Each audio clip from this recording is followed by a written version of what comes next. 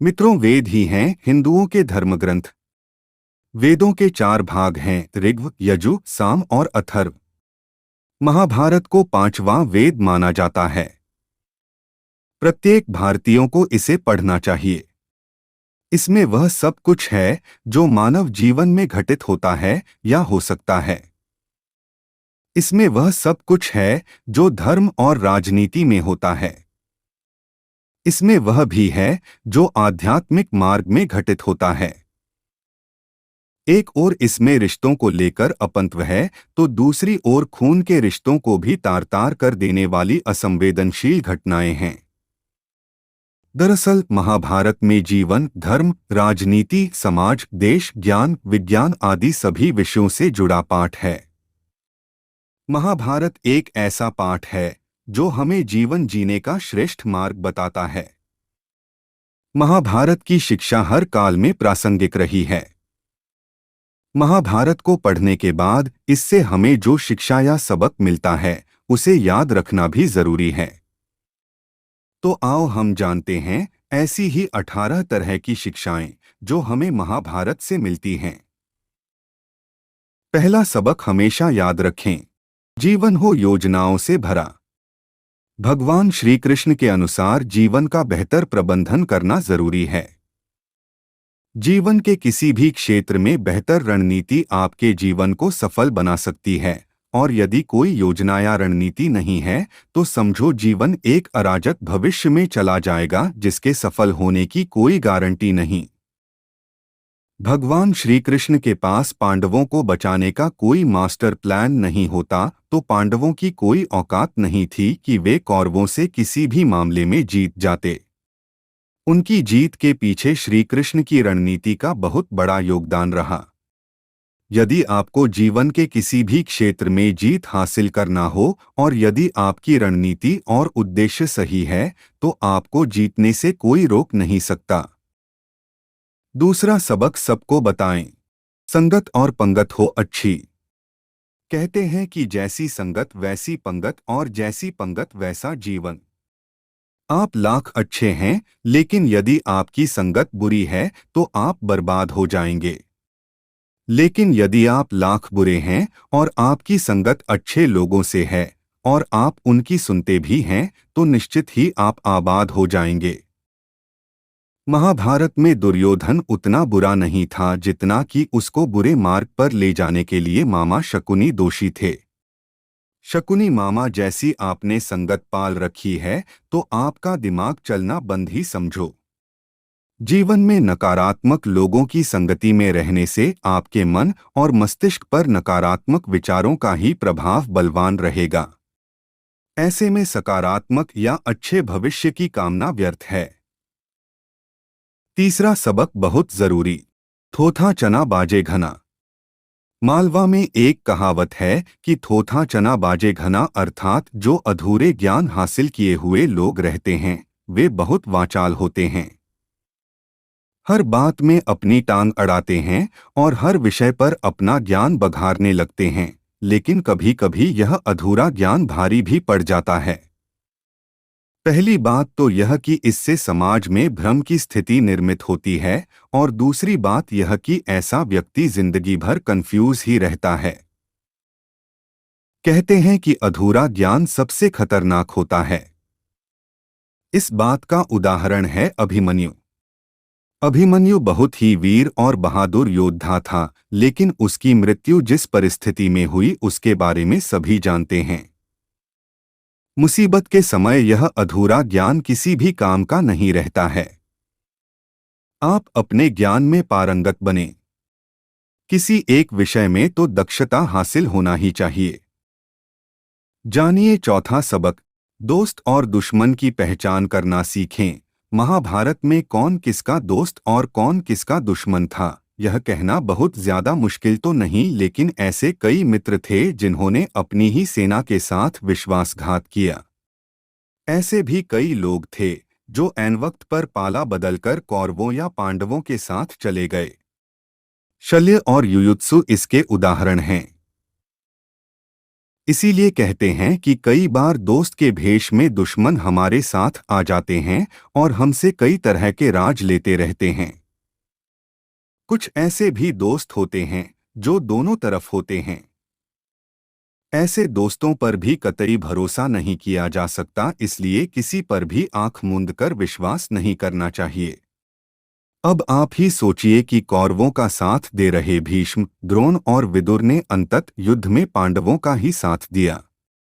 ये लोग लड़ाई तो कौरवों की तरफ से लड़ रहे थे, लेकिन प्रशंसा पांडवों की करते थे और युद्ध जीतने के उपाय भी पांडवों को ही बताते थे। पांचवां सबक जानिए, हथियार से ज्यादा घातक बोल वचन।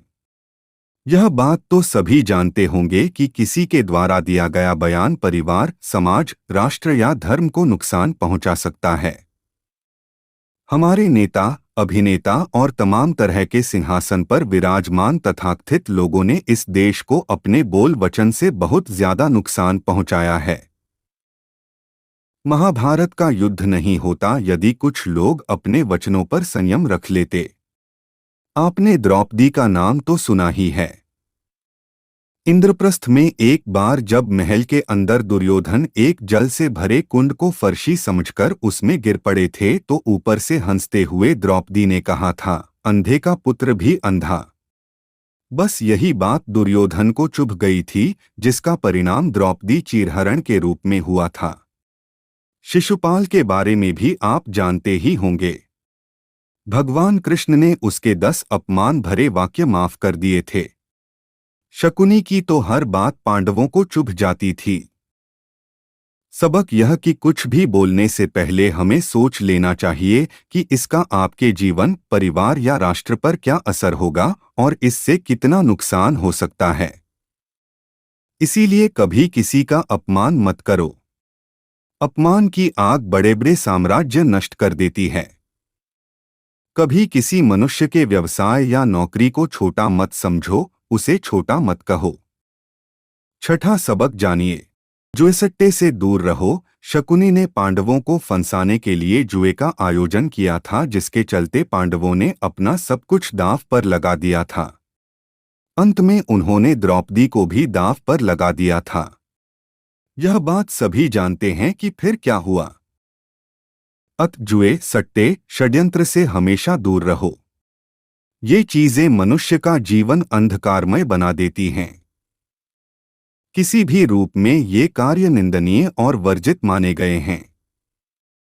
जुए या सट्टे के आजकल कई तरह के रूप प्रचलित हैं।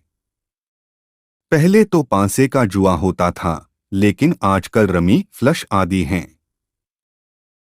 सातवां सबक जानिए, सदा सत्य के साथ रहो। कौरवों की सेना पांडवों की सेना से कहीं ज्यादा शक्तिशाली थी। एक से एक योद्धा और ज्ञानीजन कौरवों का साथ दे रहे थे। पांडवों की सेना में ऐसे वीर योद्धा नहीं थे। जब श्री कृष्ण ने दुर्योधन से कहा कि तुम मुझे या मेरी नारायणी सेना में से किसी एक को चुन लो, तो दुर्योधन ने श्री कृष्ण को छोड़कर उनकी सेना को चुना। अंत पांडवों का साथ देने के लिए श्री कृष्ण अकेले रह गए। कहते हैं कि विजय उसकी नहीं होती जहां लोग ज्यादा हैं, ज्यादा धनवान हैं या बड़े पदाधिकारी हैं। विजय हमेशा उसकी होती है जहां ईश्वर है, और ईश्वर हमेशा वही है जहां सत्य है। इसलिए सत्य का साथ कभी न छोड़ें। अंततः सत्य की ही जीत होती है। आप सत्य की राह पर हैं और कष्टों का सामना कर रहे हैं, लेकिन आपका कोई परिचित अनीति, अधर्म और खोटे कर्म करने के बावजूद संपन्न है, सुविधाओं से मालामाल है, तो उसे देखकर अपना मार्ग न छोड़ें। आपकी आंखें सिर्फ वर्तमान को देख सकती हैं, भविष्य को नहीं। आठवां सबक जानिए, लड़ाई से डरने वाले मिट जाते हैं। जिंदगी एक उत्सव है, संघर्ष नहीं। लेकिन जीवन के कुछ मोर्चों पर व्यक्ति को लड़ने के लिए हमेशा तैयार रहना चाहिए। जो व्यक्ति लड़ना नहीं जानता, युद्ध उसी पर थोपा जाएगा या उसको सबसे पहले मारा जाएगा। महाभारत में पांडवों को यह बात श्री कृष्ण ने अच्छे से सिखाई थी। पांडव अपने बंधु बांधवों से लड़ना नहीं चाहते थे, लेकिन श्री कृष्ण ने समझाया कि जब किसी मसले का हल शांतिपूर्ण किसी भी तरीके से नहीं होता तो फिर युद्ध ही एकमात्र विकल्प बच जाता है। कायर लोग युद्ध से पीछे हटते हैं, इसीलिए अपनी चीज को हासिल करने के लिए कई बार युद्ध करना पड़ता है, अपने अधिकारों के लिए कई बार लड़ना पड़ता है। जो व्यक्ति हमेशा लड़ाई के लिए तैयार रहता है, लड़ाई उस पर कभी भी थोपी नहीं जाती है। 9वां सबक जानिए, खुद नहीं बदलोगे तो समाज तुम्हें बदल देगा। जीवन में हमेशा दानी, उदार और दयालु होने से काम नहीं चलता। महाभारत में जिस तरह से कर्ण की जिंदगी में उतार चढ़ाव आए, उससे यही सीख मिलती है कि इस क्रूर दुनिया में अपना अस्तित्व बनाए रखना कितना मुश्किल होता है। इसलिए समय के हिसाब से बदलना जरूरी होता है, लेकिन वह बदलाव ही उचित है जिसमें सभी का हित हो। कर्ण ने खुद को बदलकर अपने जीवन के लक्ष्य तो हासिल कर लिए, लेकिन वे फिर भी महान नहीं बन सके, क्योंकि उन्होंने अपनी शिक्षा का उपयोग समाज से बदला लेने की भावना से किया। बदले की भावना से किया गया कोई भी कार्य आपके समाज का हित नहीं कर सकता। 10वां सबक जानिए, शिक्षा का सदुपयोग जरूरी। समाज ने एक महान योद्धा कर्ण को तिरस्कृत किया था, जो समाज को बहुत कुछ दे सकता था, लेकिन समाज ने उसकी कद्र नहीं की क्योंकि उसमें समाज को मिटाने की भावना थी। कर्ण के लिए शिक्षा का उद्देश्य समाज की सेवा करना नहीं था, अपितु वो अपने सामर्थ्य को आधार बनाकर समाज से अपने अपमान का बदला लेना चाहता था। समाज और कर्ण दोनों को ही अपने अपने द्वारा किए गए अपराध के लिए दंड मिला है और आज भी मिल रहा है। कर्ण यदि यह समझता कि समाज व्यक्तियों का एक जोड़ मात्र है जिसे हम लोगों ने ही बनाया है, तो संभवत वह समाज को बदलने का प्रयास करता, न कि समाज के प्रति घृणा करता। 11वां सबक जानिए, अच्छे दोस्तों की कद्र करो। ईमानदार और बिना शर्त समर्थन देने वाले दोस्त भी आपका जीवन बदल सकते हैं। पांडवों के पास भगवान श्री कृष्ण थे तो कौरवों के पास महान योद्धा कर्ण थे। इन दोनों ने ही दोनों पक्षों को बिना शर्त अपना पूरा साथ और सहयोग दिया था। यदि कर्ण को छल से नहीं मारा जाता तो कौरवों की जीत तय थी। पांडवों ने हमेशा श्री कृष्ण की बातों को ध्यान से सुना और उस पर अमल भी किया, लेकिन दुर्योधन ने कर्ण को सिर्फ एक योद्धा समझकर उसका पांडवों की सेना के खिलाफ इस्तेमाल किया। यदि दुर्योधन कर्ण की बात मानकर कर्ण को घटोत्कच को मारने के लिए दबाव नहीं डालता, तो जो अमोघ अस्त्र कर्ण के पास था उससे अर्जुन मारा जाता। अगर मित्रता करो तो उसे जरूर निभाओ, लेकिन मित्र होने का यह मतलब नहीं कि गलत काम में भी मित्र का साथ दो। अगर आपका मित्र कोई ऐसा कार्य करे जो नैतिक, संवैधानिक या किसी भी नजरिए से सही नहीं है, तो उसे गलत राह छोड़ने के लिए कहना चाहिए। जिस व्यक्ति को हितैषी, सच बोलने वाला, विपत्ति में साथ निभाने वाला, गलत कदम से रोकने वाला मित्र मिल जाता है, उसका जीवन सुखी है। जो उसकी नेक राय पर अमल करता है, उसका जीवन सफल होता है। 12वां सबक जानिए, भावुकता कमजोरी है। धृतराष्ट्र अपने पुत्रों को लेकर जरूरत से ज्यादा ही भावुक और आसक्त थे। यही कारण रहा कि उनका एक भी पुत्र उनके वश में नहीं रहा।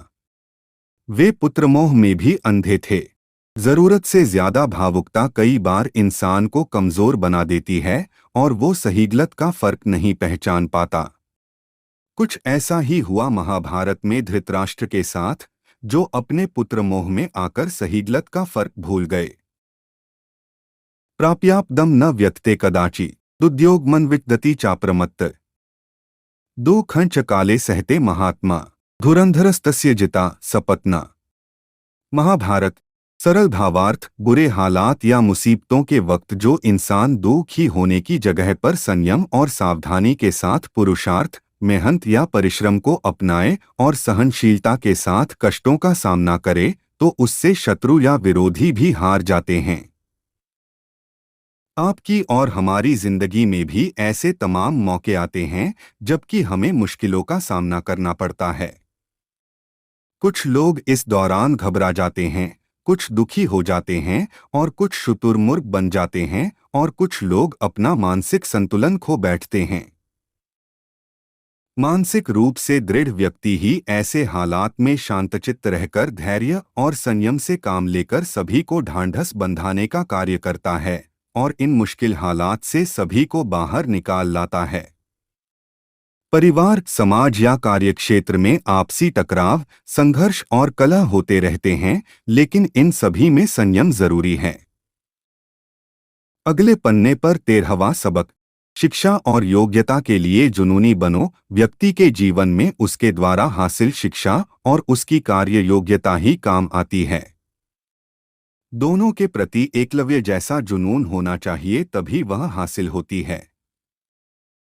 अगर आप अपने काम के प्रति जुनूनी हैं, तो कोई भी बाधा आपका रास्ता नहीं रोक सकती।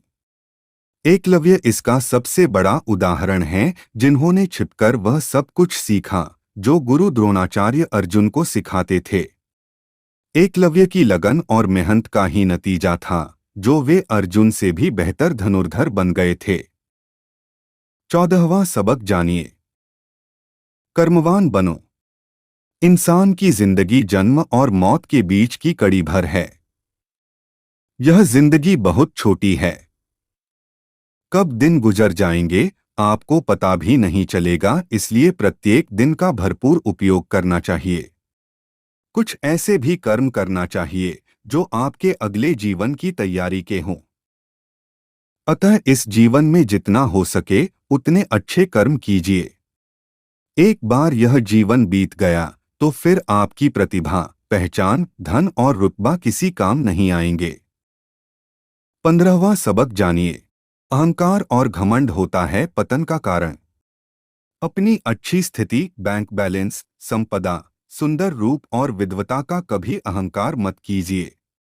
अगर आप में ये खूबियां हैं तो ईश्वर का आभार मानिए। समय बड़ा बलवान है। धनी, ज्ञानी, शक्तिशाली पांडवों ने वनवास भोगा और अतिसुंदर द्रौपदी भी उनके साथ वनों में भटकती रही। 16वां सबक जानिए। मित्रों, महाभारत को अमूमन युद्ध से संबंधित ग्रंथ माना जाता है, पर वास्तव में यह जीवन के हर पहलुओं से जुड़ा हुआ ग्रंथ है, जिसकी उपयोगिता व प्रासंगिकता कभी खत्म नहीं होती। ये ग्रंथ आमजन से लेकर राजनीति व प्रबंधन के कई गुर हमें सिखाता है। आज हम आपको महाभारत की 13 ऐसी सीखों के बारे में बता रहे हैं जो जीवन के हर क्षेत्र के लिए उपयोगी है। 1. युद्ध अंतिम विकल्प। महाभारत सिखाता है कि लड़ाई या युद्ध किसी भी व्यक्ति या देश के लिए अंतिम विकल्प होना चाहिए। शिशुपाल के बार बार आक्रमण पर भी श्री कृष्ण युद्ध से बचते रहे। जरासंध, काल्यवन और बाणासुर के आक्रमण पर उन्होंने मथुरा को छोड़ रणछोड़ कहलाना भी स्वीकार किया, पर वे अंत तक युद्ध टालने रहे। महाभारत से पहले भी उन्होंने कौरवों को शांति दूत के रूप में खूब समझाया। सारे प्रयास विफल होने पर ही उन्होंने अंत में युद्ध का समर्थन किया। 2. अधूरा ज्ञान नुकसानदेह। महाभारत बताता है कि अधूरा ज्ञान खतरनाक होता है। अर्जुन के पुत्र अभिमन्यु ने मां के गर्भ में चक्रव्यूह में घुसने का ज्ञान तो पा लिया, लेकिन उससे निकलने की जानकारी नहीं मिली। ये अधूरा ज्ञान ही उसके लिए प्राणघातक साबित हुआ। महाभारत के युद्ध में उसकी मौत चक्रव्यूह में फंसने से ही हुई। इसलिए हमें अपने कार्यक्षेत्र का पूरा ज्ञान होना चाहिए। 3. जुए से दूर रहें। महाभारत युद्ध का आधार कौरवों व पांडवों के बीच खेला गया जुआ था, जिसमें पांडव जीत के लालच में अपना सब कुछ हारने के बाद पत्नी द्रौपदी को भी दांव पर लगा उसे गवा देते हैं, जिसके बाद भरी सभा में उसका चीरहरण ही महाभारत युद्ध का मुख्य कारण बना। ऐसे में महाभारत हमें सिखाता है कि लालच में आकर जुए व सट्टे जैसे कामों में नहीं फंसना चाहिए। 4. सत्य व नीति के साथ रहो। महाभारत हमें सत्य व नीति का साथ देना सिखाता है। भीष्म, द्रोणाचार्य व कर्ण जैसे योद्धाओं ने सही व गलत को जानने पर भी कौरवों का साथ देकर अपयश प्राप्त किया, जबकि श्री कृष्ण ने कमजोर लेकिन सही पांडवों का साथ देकर हमेशा सत्य व नीति का साथ देने की शिक्षा दी। पांडवों की जीत ने यह भी साबित किया कि अंत में विजय सत्य की होती है। 5. दोस्त का साथ दो। महाभारत दोस्ती की भी अनूठी मिसाल है। भगवान श्री कृष्ण ने अपने मित्र अर्जुन की हर परिस्थिति में सहायता की। महाभारत युद्ध में सारथी की भूमिका निभाकर गीता का उपदेश देकर सही रास्ते पर चलने की शिक्षा भी दी। महाभारत में कर्ण व दुर्योधन की मित्रता भी यह सीख देती है कि दोस्त यदि गलत है तो उसका साथ नहीं देना चाहिए, वरना उसकी गिनती खलनायकों में होती है और वह अपयश का भागी होता है। 6. संतान का अनुचित मोह गलत। धृतराष्ट्र ने बेटे दुर्योधन को राजा बनाने के लिए उसके हर पाप में साथ दिया। उसके मोह के कारण ही महाभारत के युद्ध की नौबत आई। यदि वह निष्पक्ष होकर युधिष्ठिर को राजा बना देता या उन्हें संपत्ति में हिस्सा दे देता तो विनाशकारी महायुद्ध बच सकता था, पर उसने ऐसा नहीं किया, जिसका खामियाजा उसे अपने 100 बेटों की मौत से चुकाना पड़ा। ऐसे में महाभारत सिखाता है कि पुत्र मोह में फंसकर उसके गलत कार्यों का समर्थन नहीं करना चाहिए। 7. लक्ष्य पर ध्यान रखो।